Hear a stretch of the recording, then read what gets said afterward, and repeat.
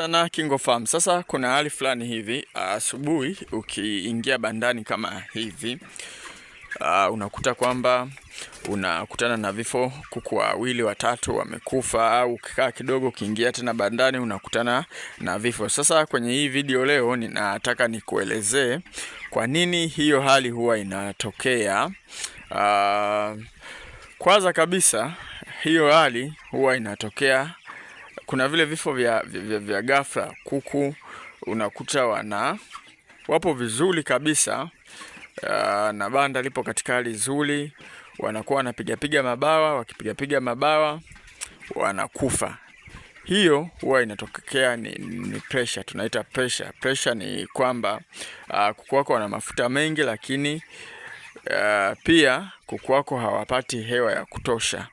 Kwa hiyo kama kuku hawapati hewa ya kutosha, kitu cha kwanza kabisa ni aina ya madirisha ambayo unakuwa umeweka. Madirisha kama haya kwa ajili ya mzunguko wa hewa, unakuwa umeweka madirisha ambayo hayazungushi vizuri hewa, hayaleti upatikanaji wa hewa. Kwa hiyo wale kuku wakikosa hewa, mzunguko wa oxygen, hasa kwenye ubongo, unakuta wanaanguka ghafla, wanakufa. Kwa hiyo suluhisho la hapo ni kurekebisha banda. Hicho ndio kitu cha kwanza. Aina ya pili ya vifo huwa vinatokana na magonjwa ambayo hayaonyeshi dalili za wazi. Tofauti na magonjwa mengine, kuna magonjwa ambayo tunajua kabisa yakiingia bandani kwako lazima utaona labda aina ya vinyesi kuku wanavyovitoa, lakini pia yakiingia bandani unaweza ukayaona kupitia kuku kukosa hamu ya kula, kuku kuzubaa maji, hawanywi maji. Lakini yapo magonjwa ambayo yanaingia bandani, huoni dalili zake, unakuta kuku wamechangamka tu, lakini kuku wanakufa. Umeona? Sasa hapa nataka nikutajie antibiotic ambayo unaweza kwenda kutumia kwa magonjwa ya aina hii. Magonjwa ya aina hii ambayo yanakuwa hayajitokezi, zile dalili zake hazijitokezi, lakini vifo vinakuwa tayari vipo bandani kwako. Na kabla sijakutajia hiyo tiba, kwanza kabisa sisi KingoFarm tunatoa elimu ya ufugaji. Tuna kundi letu pale WhatsApp ambalo tunaelekeza namna ya kufuga, na pia tunajibu maswali. Tunawahudumia kwa karibu sana wafugaji. Kama utajiunga, mfano labda umeleta vifaranga, ukitupigia simu unapokeaje vifaranga na waleje vifaranga, sisi KingoFarm tutakusaidia kwenye namna ya kuwalea hao vifaranga. Lakini pia sisi KingoFarm tuna vitabu ambavyo vinaelekeza namna ya kuwafuga kuku, kama vile ufugaji bora wa kuku wa kienyeji, kuna tiba za asili, kuna mwongozo maalum wa kutumia tiba za asili, kuna ufugaji wa broiler, kuna ufugaji wa kuku wa kienyeji.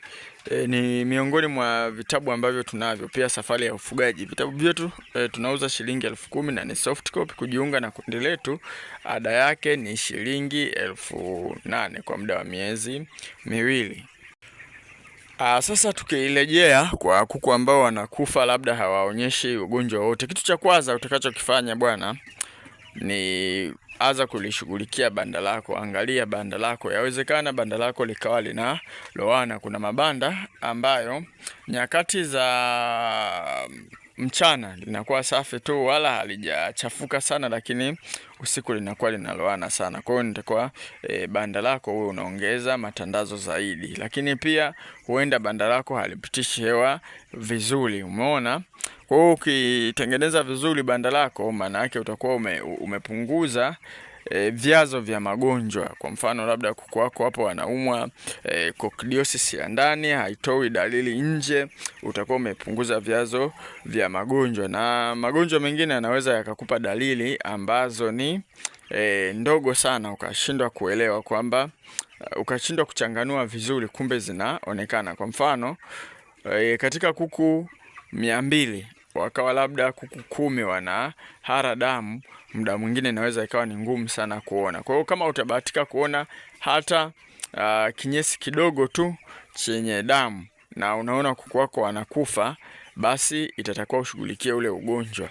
Au hata kama utaona kuku wawili wangapi wana mafua, basi itatakiwa ushughulikie ule ugonjwa. Na haya magonjwa mara nyingi sana unakutaga typhoid. Typhoid bwana, muharo wake unakuwaga ni wa njano. Unakuja kuugundua ni pale ambapo unaanza kugandia nyuma, yani unakuta labda kuku akijisaidia kwa lile eneo la nyuma kunakuwa kuna nini, kunakuwa kuna kinyesi pale kinagandia cha njano hivi, ndio unakuja kugundua. Lakini hiyo hatua ni hatua ya mwishoni sana, yani unaweza kuona kuku tayari wanakufa. Na ugonjwa wa typhoid bwana, kwa bahati mbaya ni mgumu sana kusikia dawa, yani ni ngumu sana kuweza kusikia dawa ambayo unawapa. Sasa ngoja nikutajia antibiotic ambayo unaweza ukaitumia hapo ya asili.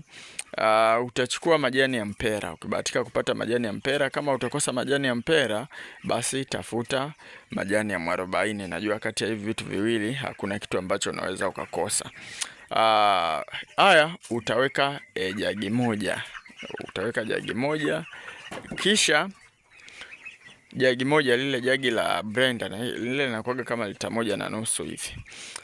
Kisha utatafuta binzali, kama utaweza kuipata binzali. Binzali zinapatikana of course kwa sababu zinauzwa sokoni. Ile binzali mbichi au unga wa binzali. Kama utapata unga basi utatumia vijiko 3, lakini kama utapata nzima basi utachukua ile moja iwe na gramu 50.